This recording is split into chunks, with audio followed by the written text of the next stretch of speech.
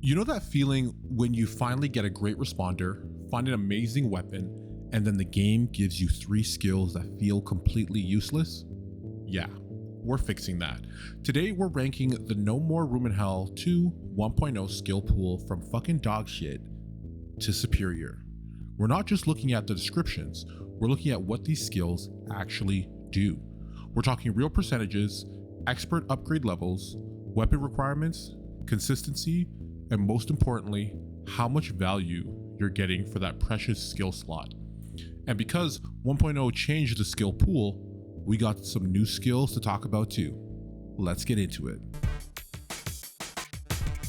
Longer battery gets F tier because even the actual 50% reduction doesn't solve an important enough problem. Yes, having your flashlight last twice as long is convenient, but batteries aren't normally the thing killing your run. You're giving up a skill slot that could increase your health, stamina, ammunition, healing, reload speed, or combat effectiveness. The number looks good, but the problem it's solving is too minor. That's why longer battery remains F tier. This is actually much stronger than the description makes it sound.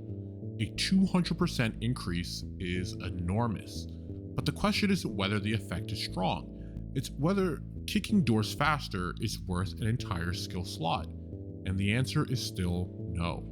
You're becoming incredibly good at one very specific interaction that doesn't happen often enough to compete with skills that help you survive actual combat. The expert bonus is impressive, the use case isn't. F tier.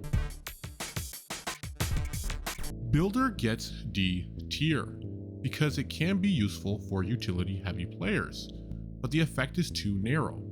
Boards and batteries aren't the only things you're carrying, and unlike Vulture or healing item stack, Builder doesn't improve the weight of an entire major resource category.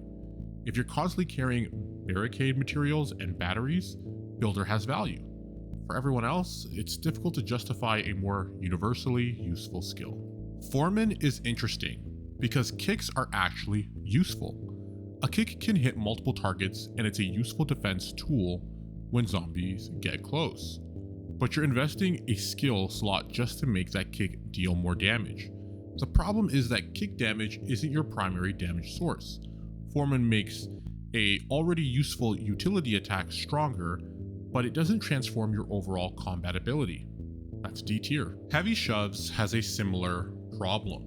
Shoves are extremely useful defensively, and they provide invulnerability frames during the shoves.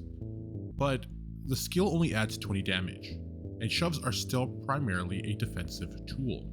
You're improving something you use to create space, rather than something you normally use to kill zombies. It's useful, especially for aggressive melee players, but the damage increase isn't enough to justify a higher tier. Limbo gets D tier because its entire value activates after you've already been downed. Having more time for a teammate to revive you can absolutely save a run, but you're still relying on somebody coming to rescue you. Compare that with Stick Skin or Sturdy Body, which help prevent you from getting into that situation at all. Limbo is a good safety net, but a safety net isn't as valuable as preventing the fall. Resilience sounds incredibly strong until you look at what it actually protects you from. The 25% resistance is real and meaningful, but it only applies to environmental sources. You're still taking normal zombie damage. That makes resilience heavily dependent on the map and situation. On a map where environmental hazards are constantly threatening you, it can be fantastic. As a general purpose skill though, D tier is appropriate. Adrenaline Rush gets D tier because the effect is powerful but extremely conditional.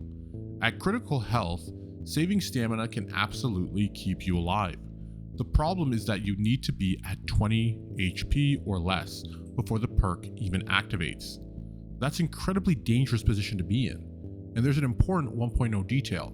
It applies to melee attacks specifically. You're getting a benefit when you're already one bad hit away from going down. The level 4 expert requirement is fantastic, the actual use case isn't.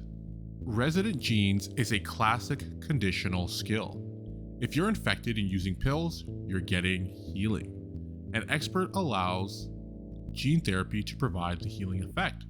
That's useful, but you need to actually be infected to use the pills, and you need the relevant supplies. Acquired immunity prevents the infection problem, while resident genes rewards you for actually having it. That makes resident genes much harder to justify in a general build. Wicked gets D tier because limb damage isn't as universally valuable as direct or headshot damage. It can help you disable zombies and contribute to crowd control, but you're still restricted to handguns and you're investing in limb damage instead of simply improving the weapon's overall effectiveness. It's a specialist handgun utility skill rather than a general combat multiplier. And that's the bottom of the No More Room in Hell 2 1.0 skill pool. The biggest pattern here is pretty simple. These skills aren't necessarily useless, a lot of them have strong effects. The problem is that their effects are either too narrow, too conditional, or solve problems that simply aren't important enough to justify an entire skill slot.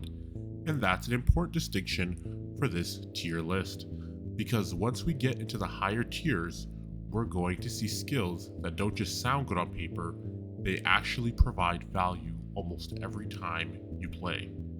In part 2, we're going into C and B tier, where things start getting much more interesting. We're talking heavy rifles, shotguns, SMGs, handguns, melee builds, inventory management, ammo economy, and some surprisingly powerful weapon-specific skills. So if you want to see where those skills land, make sure to like, comment, and subscribe because part 2 is next.